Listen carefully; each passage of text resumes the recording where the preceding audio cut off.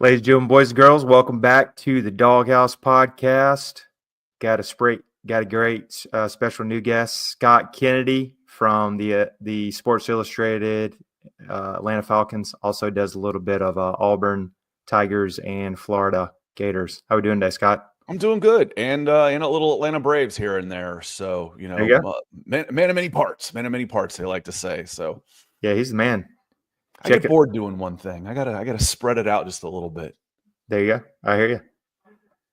Yeah, first off, since it is Georgia, I know it's the off-season Georgia-related podcast. Any of the Georgia players stand out at the recent Senior Bowl? I know you had some of that on your channel, and just wanted to see on that. Yeah, I haven't gone through. I haven't posted. I've been so busy. I haven't posted as quickly as I normally do. So YouTube.com/Scott Kennedy. I usually post between 80 and 100 highlights from the Senior Bowl. And I'll tell you what, I'm going to butcher names because right now I'm just reading them. I haven't listened to them as much. But Smail Munden looked really good in coverage. One of the better coverage guys out there.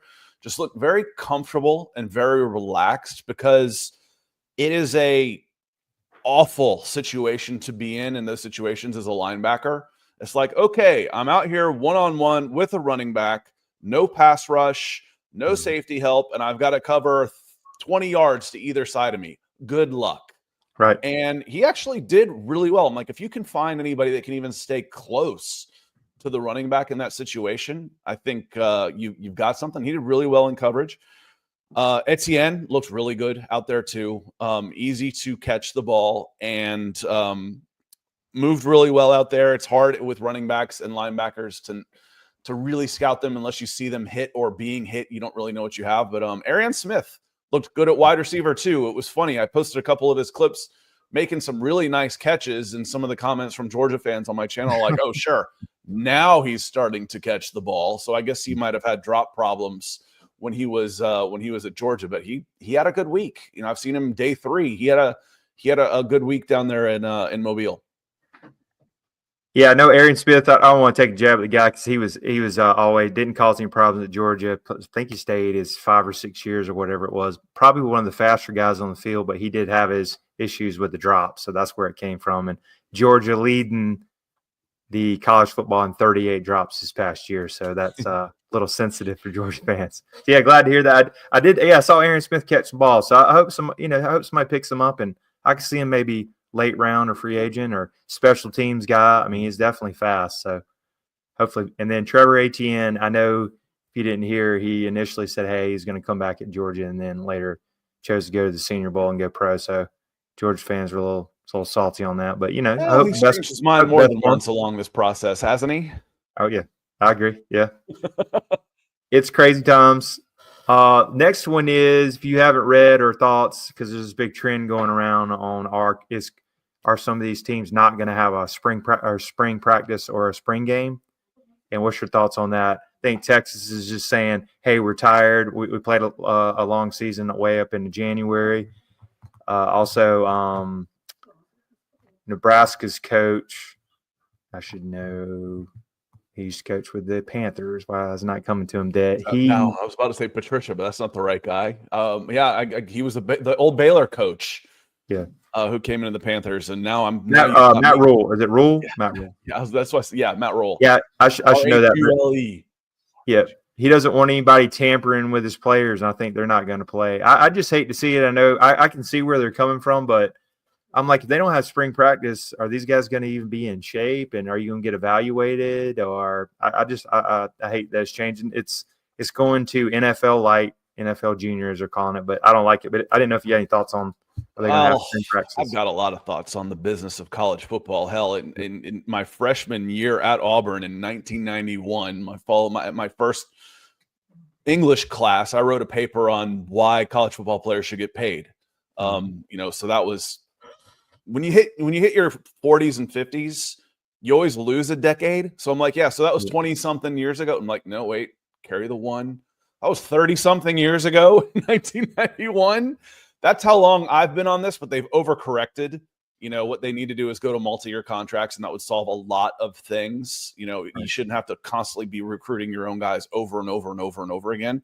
Right. But what was BS was the ability is like, okay, I'm cutting you, but now you have to sit out a year. That was ridiculous. I was like, oh, wouldn't that have been fun in high school where I could just say, hey, we need to break up, but you can't date anybody else for a year.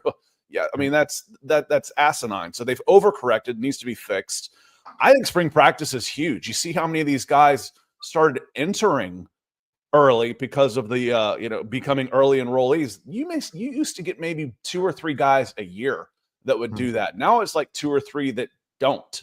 So just getting acclimated to school, acclimated to the practice schedules, getting on the field, getting some live reps, even if they're walkthroughs, I think is so important for the younger guys and the new guys for that matter, which is 50% of your team these days. Between if you sign 25 guys and pull 10 out of the portal, 35 of your 80-something scholarships are brand new players. So I think you absolutely need the spring practice, even if they remove hitting, just to do walkthroughs and like no contact OTAs. I think it's important for them to be out there and just learning the terminology, learning the plays. I think it's imperative. Yeah, I completely agree. Especially quarterback, like you got a freshman coming in and just learning the playbook. And you always heard in the past all these players, hey, I'm glad the early enrollees showed up for spring practice. They were so ahead of everybody else. So I hope this isn't a trend, but I can't. Maybe they'll NCAA. They don't make any decisions. Maybe they'll say, hey, if you want to have spring practice, have it. If you don't, just hey, that's up to you. Yeah, what do you do? You can't force me to practice. Exactly.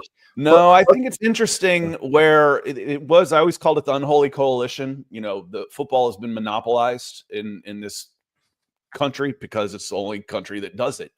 Right. So you had the NCAA and the NFL working hand in hand to monopolize the game and the rules and the talent and the product, which is the players.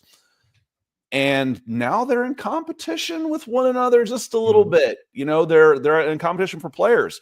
It's like, wait a minute, I wanted to try and get Carson Beck in the 3rd round, and now he's off the board. It's like, well, this is screwed up. Or, what happens when Caleb Williams says, I don't want to go to the Chicago Bears. I'll go back to USC and get $15 million. And the Bears are like, well, we just tanked the whole last of our season so we could get this guy. Right. So they're in competition a little bit. I think it's going to be a little bit more of a relationship like you see with baseball. And baseball is how the draft absolutely should be and has had it right for years and years and years when it comes to, the players having – I don't have to give up my eligibility to see if you want to take me or not. Putting all the risk on the kids instead of the billion-dollar industry was stupid also.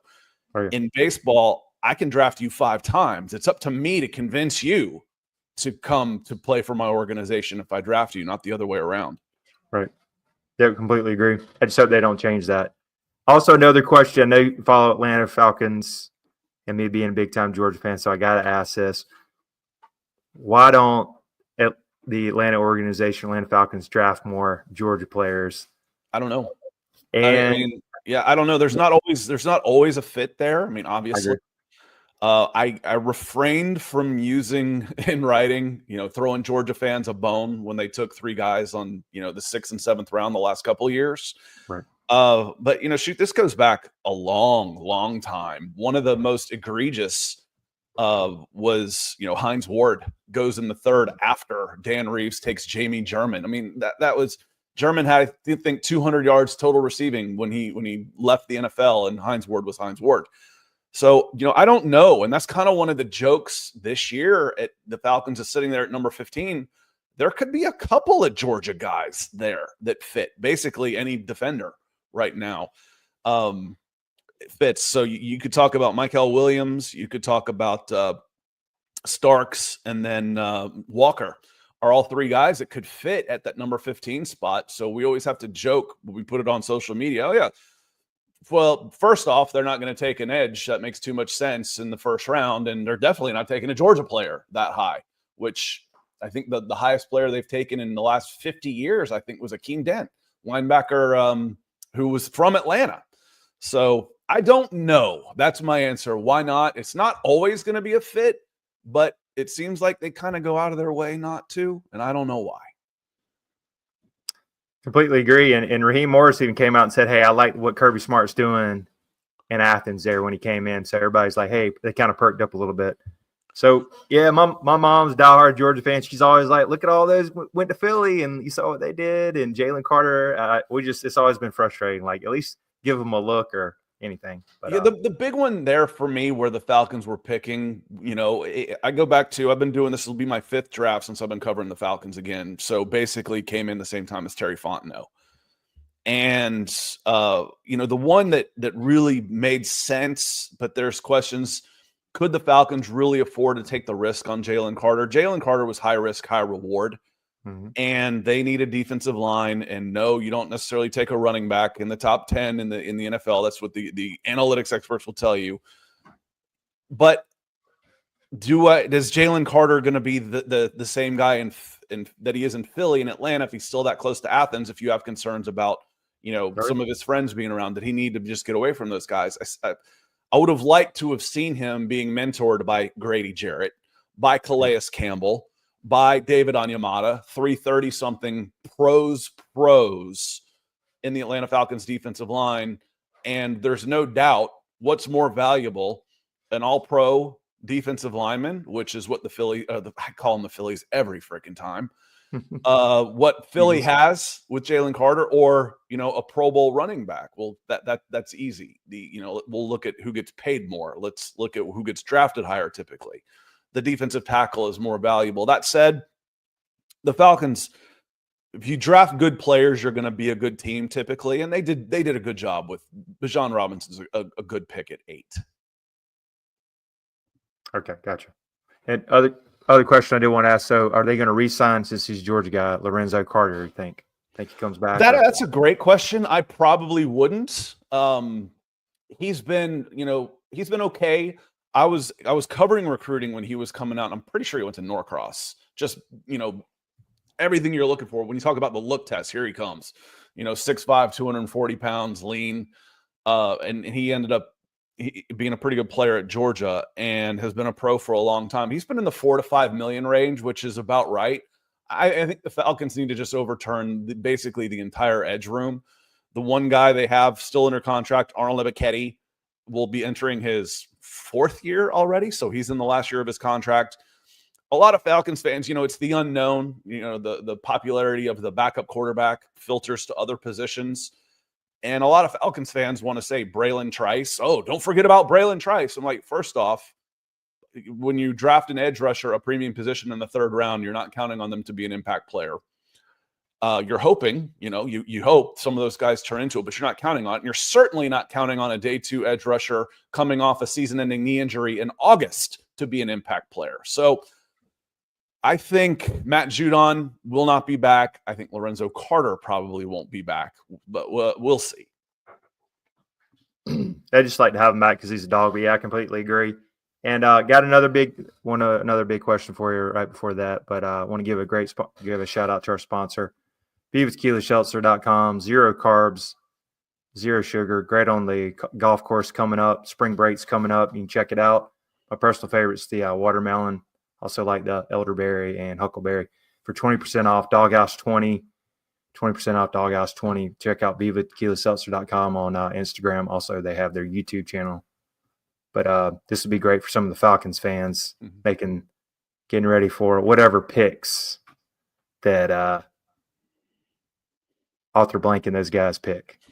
And rolling into that, if you were in the war room or whatever they call it coming on, you had the pen, as they call it, what would be your pick at 15 if everybody's available? I hate the phrase best prospect available because that makes it sound like it's a certainty.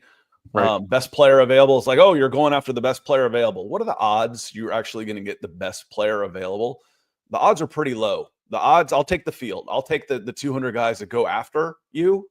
That one of those guys is going to be better. So I usually like to say best prospect available. That leaves some uncertainty in there. So I would go the best prospect available on the defensive side of the ball for the most part. I don't think that there's a wide receiver in here that makes sense, but for a premium position, yes, you could use a number 2. Darnell Mooney had a career year last year. Can he keep that up? Ray-Ray McCloud at slot. Drake London is really good.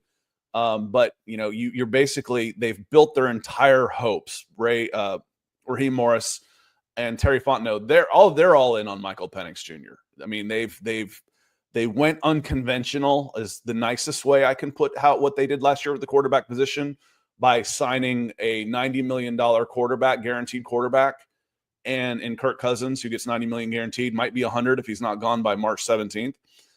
And then redshirting their entire rookie class. That's unheard of. So they're coming out saying Michael Penix.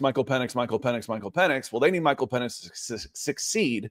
So offense isn't completely off the table, but they've got one first-round draft pick on the defensive side of the ball in the last 8 drafts, and that's AJ Terrell. Everything else has been offense, and it shows.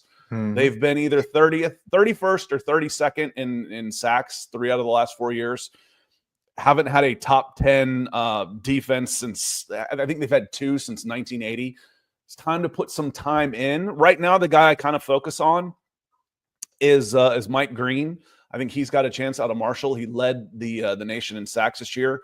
Good size, has a chance to be available. But again, I've said that premium position is important. You don't want to waste your rookie contract on a turn a tight end like Kyle Pitts making $8 million into one of the highest paid tight ends. You want to get value on your rookie contract. That said, if Malachi Starks, if you believe that he is a guy that can be the next Kyle Hamilton at 15, then pairing him next to Jesse Bates makes a lot of sense. The Falcons have openings on every level of their defense. They can use an interior defensive line. They can use an edge. They can use an inside linebacker.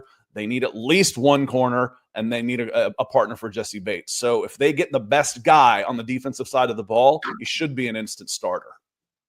Yeah. That's awesome. Love that breakdown. How about if Mykal Williams is there at 15? That would be for sure. Him, Walker, Starks, I think all 3 of them are on the table. I'll feel better about where I am as far as which guys I want basically next week. As we get through the combine and start getting into pro days, I'll start circling back and looking at all these guys. I've been through Senior Bowl guys right now, or the guys that I know better, and which usually isn't a lot of the first round draft picks. Right. That's great. Yeah, I'd love to see more dogs out there, of course, but just make a good educated pick for your Falcons. I go defense, but we'll see. I heard one conspiracy theory. Someone said, "Oh, they don't want the extra pressure if they have to cut the guy." Well, that's BS. And 2, you're already getting pressure for not taking any of them. Right. So that doesn't make any sense. I'm not buying that. Right. And then, because you mentioned him earlier, and I know everybody was kind of wondering, what do you think needs to happen or will happen with Cousins, or what's the best move? I think he's cut in the next 2 weeks. They don't want to pay. It's very similar to Russell Wilson's situation. There's 2 differences that I'll get into, but they don't want to pay him another $10 million. If he's on the roster in 2 weeks, yeah, I think March 12th is the deadline, then he gets a $10 million roster bonus for 2026. So it counts next year. That would turn him from a $90 million guaranteed contract into a $100 million guaranteed contract. And everybody that looks at spreadsheets or whatnot or plays Madden thinks, well, why not just keep him as a backup? You need to keep backups anyway, because this isn't accounting. The financial of this is already a disaster. This is more like a divorce. Yes, a divorce is expensive, but I don't want to have this toxic relationship between me and my wife/partner around the kids. That is bad. This is going to cost us some money, but we need to make this separation. Kirk Cousins has already gone out to Radio Row in the Super Bowl and already started chirping a little bit. It will be a very bad situation, and you don't want that around Michael Penix Jr. This is your franchise now. I don't think everybody else that knows that will sit back and wait for him to get cut. Oh, we'll trade him to the Browns. They need a quarterback. Well, why would the Browns trade for him when they can just sit back and wait and sign him? He has offset language in his contract, meaning if he's cut, any money that he gets on his next contract kicks back to the Falcons, just like Russell Wilson. That's why Russell Wilson signed for $1.2 million with the Pittsburgh Steelers last year, because that money went back to the Denver Broncos. He wasn't doing the Denver Broncos any favors, and he wants every available dollar going back into the team that he's on. He doesn't want a draft pick going to the Atlanta Falcons when it could be used by the Cleveland Browns, used by the Raiders or whoever else has him. So he would try and he's got a no trade clause. He would execute that, make them cut him. If the Falcons want to pay him $40 million next year to be, it's 27.5, it would be a cap hit of 40. They can. That's the only leverage they have to mothball him and just basically have him go practice with the reserves. Or you can save $10 million and move on, which is much more likely to happen in the next 2.5 weeks here. Yeah, completely agree with that. I'm with you. Yeah, kind of move on. It's like a bad divorce. Hey, let's This is a relationship thing. This isn't fun. I was like, well, it makes more sense. No. Don't try and make sense of the dollars and cents because none of it. It's all bad. You have flushed $90 million down the drain. It's all bad. Now, don't screw up your team chemistry too. completely agree with that. And then I know you follow also you follow Auburn and Florida. So a couple of those questions. First with Auburn, I know that's a big question. Smoking hot seat for Hugh Freeze. What's he got to do to keep his job? And is he? I just looked it up this morning because I'm like, I can't imagine an Auburn coach has gotten a third year after 2 losing seasons. Most of them don't get through a losing season, let alone 2. So, I was in school when Pat Dye was there and Terry Bowden was there. When I went to Auburn, and hell, Bowden didn't even finish the first season that he was losing, and he was gone. Long story short, it has been since 1976-77 that a coach has gotten a third year after 2 losing seasons at Auburn. It's been 50 years. So, yeah, the seat's hot. He has to win and not just have a winning season. He needs to probably win 8 games, probably 8 and, that would be 8-5 at the worst if he's going to see year 4 of his contract. I'm with you on that. I think if you go 8 wins and beat Bama, that'll be sweet in the Iron Bowl. Yeah, that would. He's a quarterback away. He's missing a few. And they've got to get. There's no guarantee there, and I hate anything when it comes to coordinators. They had 3 people calling plays last year. 3, and I don't mean like different times during the season. I meant during a game. They had 3 different guys calling plays. How the hell is that going to work? No wonder Peyton Thorne looked confused every time he dropped back to pass or was looking for a play. That's got to change too. You keep it simple, stupid. I agree. I'm surprised he's not calling the plays, but I think he's a quarterback away. Peyton Thorne hadn't been it, and I'm not sure why they didn't go to transfer. But is Jackson Arnold the guy? He's. If I was being negative about it, I'd say an Oklahoma washout. Is he the guy? They brought in a little bit of insurance with a kid from Stanford and Wake Forest, I think, is where they brought him in. So they brought in 3 in the transfer portal, and then they've got a freshman in Deuce Knight that could be really good. The problem is he won't be able to. He can't afford to see Deuce Knight develop. In year 2, 3, 4. He's got to win now. Again, it's been 50 years since an Auburn head coach has gotten a third year after two losing seasons. That's really interesting. Yeah, and part of that is because, they're a top 15 program all time. They don't typically have 3 losing seasons in a row, but it's happened. And pretty much you'd see 8 wins, 9 wins, 11 wins, 4-8, fired, new coach. Right. That goes from Bowden to Tuberville to Malzahn. And then, Harsin was just bad completely. And that's Harsin was so bad. That's one of the reasons Hugh Freeze is getting a third year to try and build things back up a little bit. And from a talent perspective, he has, but what does that matter if you don't win, for one?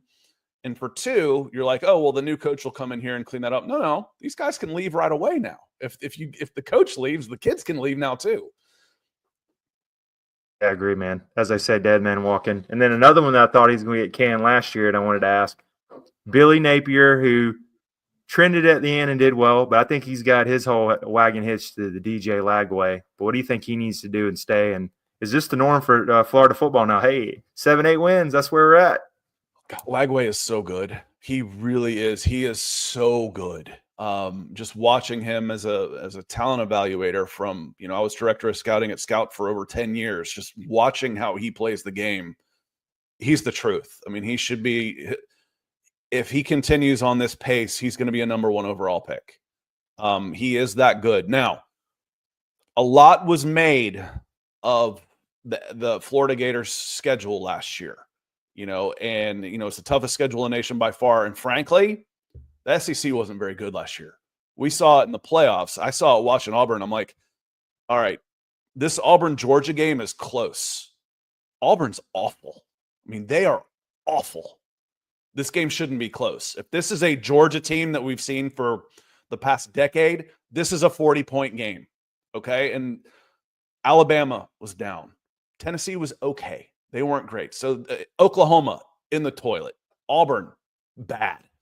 This was not a good conference. So I don't think Florida's schedule was as hard as it was made out to be. That said, it says a lot to me that those guys kept together, because we had basically pre-written the story of we just waiting to hit publish on when Napier's going to get fired. He was gone. He was gone by Halloween. And it says a lot to me that those guys kept playing and playing hard for him. And they got some results out of it. Now, was that just, a false dawn? We'll see. But, they ended up closing on some pretty good players. And there's no reason why Florida should ever be an 8-5. Not with the resources around there in that school. 8-5 shouldn't be the norm down there at all. He's got 1 year left to prove it too. Absolutely. But, having that quarterback's a good start. It's not as important as the NFL as it is in college, but he's a difference maker. DJ Lagway is good. Yeah. You think he's got to get like 10 wins or better to stay, or what do you think? I don't know. I don't know what the number is with that. And sometimes it's who you beat. I don't know the schedule off the top of my head, but circling back to Auburn, it's like, well, you went 8-4. I'm like, yeah, but you went 4-4 in conference, and you lost to Georgia, Alabama, and LSU. Mm-hmm. That's not going to cut it. That's not going to keep you in your job.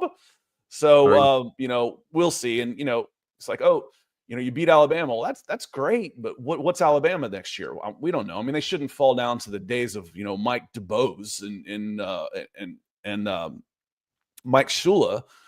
But, beating Florida State last year, yeah, it was fun. That ain't going to save your job. Not the way they were. So a lot of it depends on what everybody else looks like too. Yeah. All right. Yeah. Appreciate that. Yeah. Appreciate you jumping on today. Scott, how do we find you on all your social media? Yeah, there's several ways. You can find me at youtube.com/Scott Kennedy is the best way for me. And then on Twitter, just at Scout Kennedy. When I was at Scout, someone says, well, you should be Scout Kennedy. And I was like, oh yeah, that makes sense. So I changed it. So you can find me there, and love hearing. I'm a Georgia boy at heart, maybe not a Georgia Bulldog, but definitely a Georgia boy. So I keep an eye on my guys like Low Carter coming through and all that stuff, and baseball and whatnot. Got another couple going through Georgia high schools. So you can find me and love the conversation. Yeah, definitely check him out on YouTube. Hey, over 7,000 is impressive. And he's got a lot of followers there on Twitter as well. And he's got Falcons SI, Gator Illustrated, and Auburn. So yeah. And he'll have a lot of content coming up to the draft and the combine.